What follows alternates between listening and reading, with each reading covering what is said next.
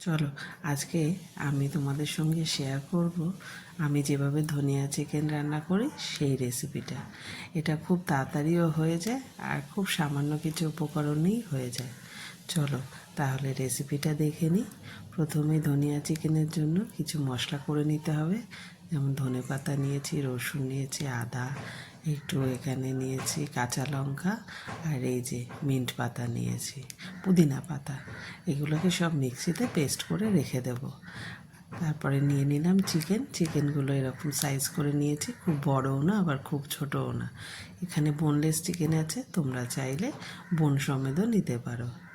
তারপরে চিকেনের মধ্যে দিয়ে দিলাম পরিমাণ মতো নুন, আর দিলাম একটু ভিনিগার, দিলাম কিছু গুঁড়ো মশলা যেমন জিরে গুঁড়ো, ধনে গুঁড়ো, এখানে একটুখানি ঘিও দিয়েছিলাম। দিয়ে দিলাম যে পেস্টটা করে রেখেছিলাম ধনেপাতা পুদিনা পাতা, সেই পেস্টটাকে 4 চামচ মতো দিয়েছি। তোমরা তোমাদের চিকেনের পরিমাণ অনুযায়ী নিয়ে নেবে। আমি এখানে একটু বেশি করেই করে রেখেছি, কেননা অন্য সময়ও, আর এই এখন যেহেতু শীতকাল একটু ফ্রাইড আইটেমগুলো খাওয়া হয় তো, তাই আমার অন্য কাজে লেগে যাবে, সেই জন্য একটু বেশি করেই করে নিয়েছি। তোমরা তোমাদের চিকেনের পরিমাণ মতো এই পেস্টটা করে নিও।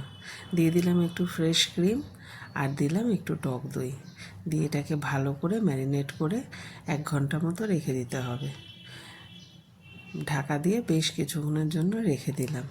আমি এখানে আধ ঘন্টার ওপর রেখেছিলাম, তোমরা তোমাদের মতো করে রেখো। এরপরে একটা কড়ার মধ্যে 1 চামচ সাদা তেল আর 1 চামচ ঘি নিয়ে এই ম্যারিনেট করা চিকেনগুলোকে দিয়ে দিলাম। প্রথমে একটা একটা করে দেবো ভেবেছিলাম, তারপরে ভাবলাম না, সবটাই একবারে দিয়ে দিই। সব মশলাটা দিয়ে দিলাম, দিয়ে ভালো করে একটু তেল আর ঘিয়ের সঙ্গে মিশিয়ে নিলাম। নাড়াচাড়া করে ঢাকা দিয়ে রান্নাটা হতে হবে। মাঝে মাঝেই একটু ঢাকা উঠিয়ে দেখে নিতে হবে চিকেনটা সেদ্ধ হয়েছে কি না। কিছুক্ষণ পরে ঢাকা তুলে ফিরে এলাম। দেখো বন্ধুরা, চিকেনটা সুন্দর সেদ্ধও হয়ে গেছে আর ওপর থেকে তেলও ছেড়ে গেছে। শুধু একটু দেখে নিতে হবে নুনের পরিমাণটা ঠিকঠাক আছে কি না। ওপর থেকে একটু ফ্রেশ ক্রিম ছড়িয়ে দিলেই তৈরি হয়ে যাবে ধনিয়া চিকেন। কি বন্ধুরা, রেসিপিটা খুব সহজ না? আমি তো এইভাবেই বানাই। এটা তোমরা গরম গরম রুটি পরোটার সঙ্গে খেতে পারো, খুব ভালো লাগবে। চাইলে গরম ভাত বা ফ্রাইড রাইসের সঙ্গেও ভালোই লাগে, খারাপ লাগে না। আমরা খেয়েছিলাম গরম গরম রুমালি রুটি দিয়ে। তাহলে বন্ধুরা, কেমন লাগলো আমার এই রেসিপি? যদি ভালো লাগে একটা লাইক করে দিও, আর হ্যাঁ, আমাকে কমেন্ট করে জানিও কেমন লাগলো। তোমাদের সঙ্গে আমার আবার দেখা হবে অন্য কোনো ভিডিওতে।